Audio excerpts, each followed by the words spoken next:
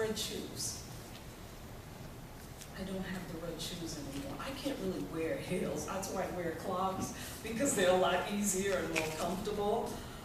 People have asked me, did I hurt my neck? Because I had just had surgery right after that.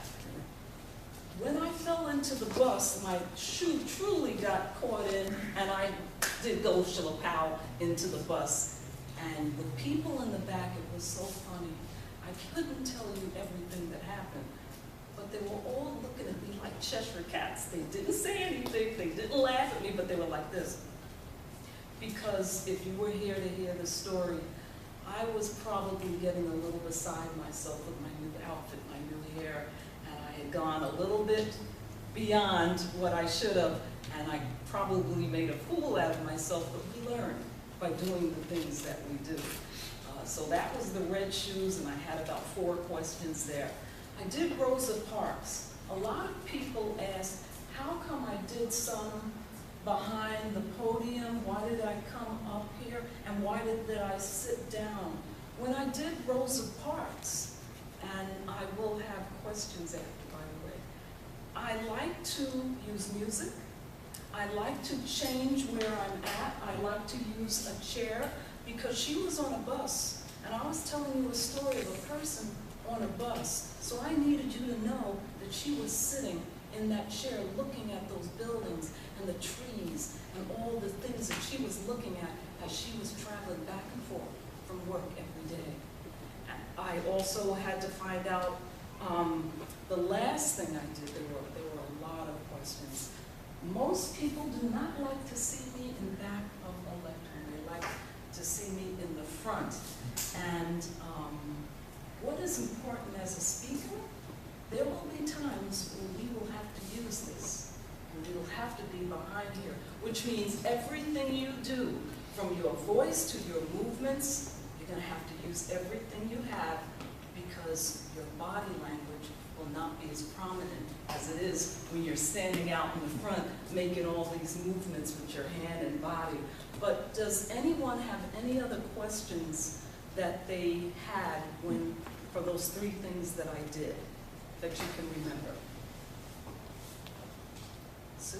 I'm not sure if it's from the 3 things you mentioned, but there are several in our group here today that don't know those 3 things either. But Elaine, I remember you speaking early on about a grave injury you suffered. Do you want to tell us a little bit about that? You were a young girl? When I was in high school, I was a gymnast. And I was in one of those older schools where they have the big door in the back and you come up from the basement, and the head of the gymnastics team, we had this thing we always did where we yelled. We came through the door and we threw it open. She went, Elaine! And then I threw it open and I said, Jerry, just to be ridiculous. But this particular day, I was about a gymnastics movement, and I was revving up and getting ready to go, and I heard, Elaine! But I was already in movement, so I was at the horse, I went over, I did a forward roll, and I fractured my neck. I would only say that for everything you do, you have to be careful. I was worried about her. I was worried that when she said Elaine, it didn't sound like the normal Elaine, it sounded like she hurt herself. So I turned around to quickly look to see if she was okay. But she was okay, she was just messing around. So that's what happened with me. I've had, in answer to that too, that's why I was out for the 8 years, probably about 15 surgeries within the last few years. So it feels good to be back. It just feels good to be a Toastmaster and to use what you're given. Elaine, when you did your Rosa Parks, you absolutely blew us away. The audience was riveted on what you were doing. You've done that to us several times, and you're coming before us almost as an actress rather than a speaker. You have a powerful message, and I would love to see you translate that message from the great impersonations you do to coming to us and a call to action to do something?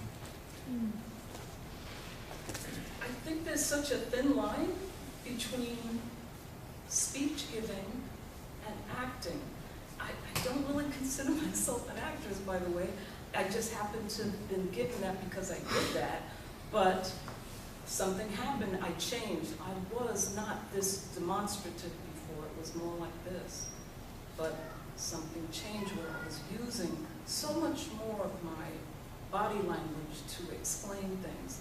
And that is why for the last speech, you saw me go behind here most of the time because I was actually restraining myself so that I wouldn't be out there moving about, because the speech that I gave was about my sister who is leaving us. And I didn't want to take away from the moment with a lot of movement and body language. It was about my words and about what they should mean to each and every one of us if I said the words correctly. Any other questions? Yes. Can you tell us how to do a good speech behind the lectern? What I found out, and I'd like to thank my mentors. I'd like to thank the people that I've watched here, each and every person here. Joe, that was the first person I saw when I came here with his baseball. It was 8 years ago.